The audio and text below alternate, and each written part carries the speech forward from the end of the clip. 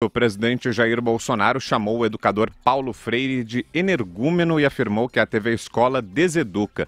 A declaração foi dada na manhã de hoje em mais uma saidinha do Alvorada. Bolsonaro defendeu também o fim do contrato do Ministério da Educação com a Associação de Comunicação Educativa Roquete Pinto, responsável por gerir a TV pública. Temos um trecho aqui.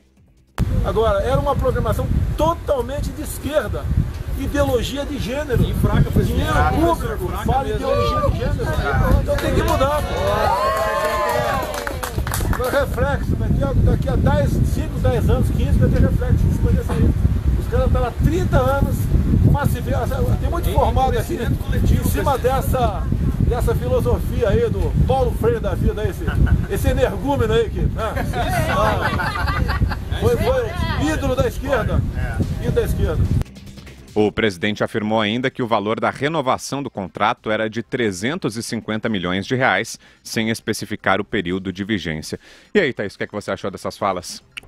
O que eu acho, Vitor, é que é típico desse governo esse recurso à simplificação, né? Então, o Paulo Freire, que o Bolsonaro certamente nunca leu, ele é responsável por tudo de errado que acontece na educação. Então, ele é responsável pelo mau resultado do PISA, ele é responsável pela ideologia de gênero, ele é responsável pela plantação de maconha nas universidades federais, ele é responsável por tudo que está errado. E ele é o demônio a ser combatido. Aliás, energúmeno é isso, né? Endemoniado, pelo dicionário é isso aí.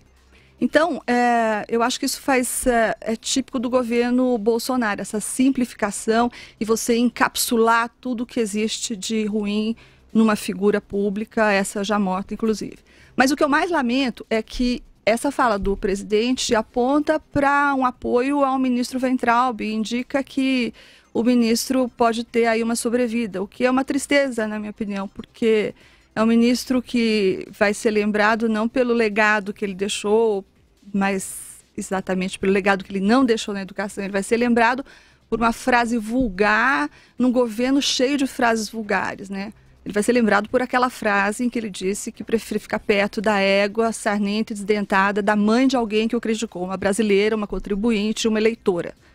E então, o Paulo Freire, ele tem um lugar na história. Eu pessoalmente não tenho nenhuma simpatia pelo Paulo Freire, nem pelas teses do Paulo Freire, mas o Paulo Freire tem seu lugar na história. E o ministro Weintraub vai ser lembrado por essa frase.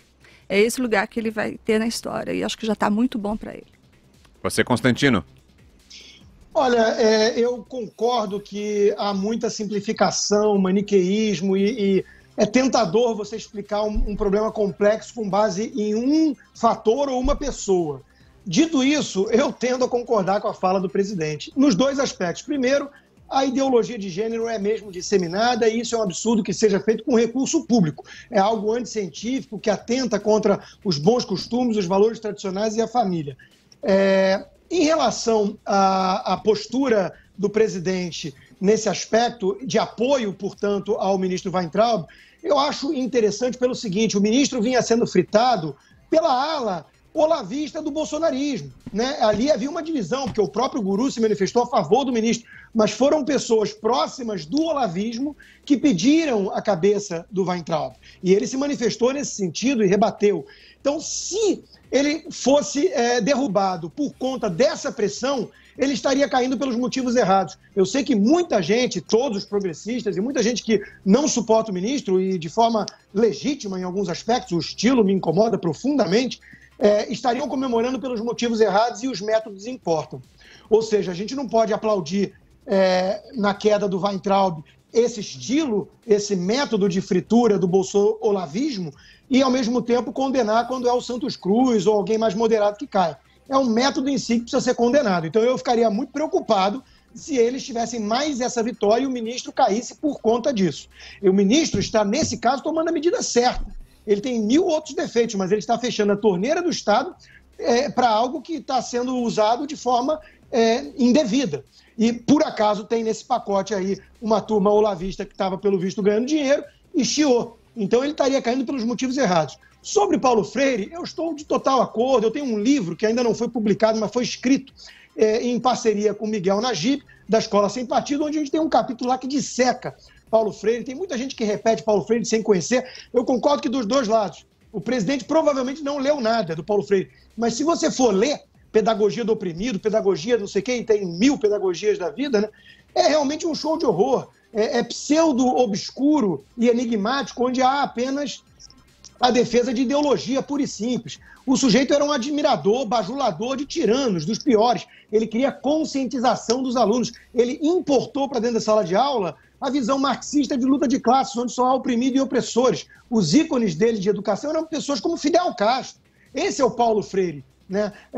E não precisa acreditar em mim, né? Vão falar, você não é pedagogo. Veja, o reitor do colégio mais prestigiado do Brasil, estava sempre na liderança dos rankings nacionais, o Colégio São Bento. O Dom Lourenço de Almeida Prado achava o Paulo Freire um grande do embusteiro, uma farsa, uma fraude, levava só a ideologia marxista para a escola.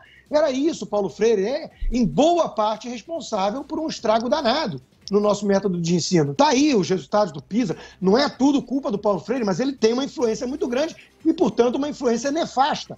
Isso, na minha opinião, é inegável, mas ele virou um guru, né? Alguém intocável. Você critica o Paulo Freire, já vem a legião de seguidores fanáticos te atacar, que nem chacais. Né? Então, pelo amor de Deus, Paulo Freire não é para ser levado a sério. Ele fez um estrago muito grande na nossa educação e isso precisa ser reconhecido. Eu preferia, quem me dera, que ele fosse apenas um idiota, no sentido que eu acho que o presidente quis dar com a palavra energúmeno, que puxa mais para demônio, mas ele não era um idiota, pelo contrário.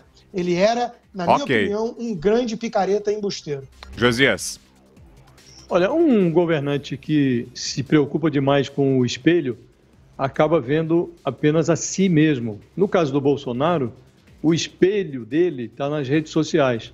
É ali, nessa bolha, que o presidente se enxerga.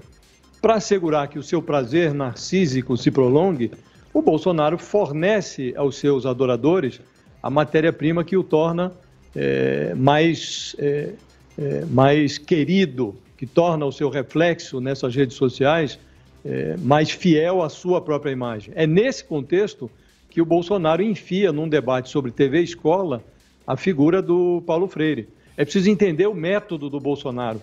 Essa TV Escola é um canal de televisão, já pertenceu à estrutura do MEC desde 2015. Esse canal é gerido por uma associação de direito privado, que se chama Roquete Pinto. Em teoria, essa TV Escola serve para aperfeiçoar o trabalho de professores e para melhorar a qualidade do ensino. Claramente, não está funcionando.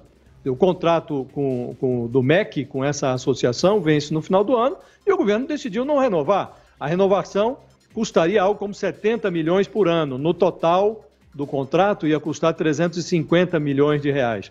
Num cenário de penúria fiscal, pode ser uma grande ideia interromper esse contrato, mas o mais adequado seria que o governo expusesse os dados técnicos que fundamentaram essa decisão e que explicasse onde vai ser aplicado esse dinheiro. Olha, vai sair daqui, vai ser aplicado ali. O que é que vai ser feito para equipar os professores e melhorar verdadeiramente o ensino?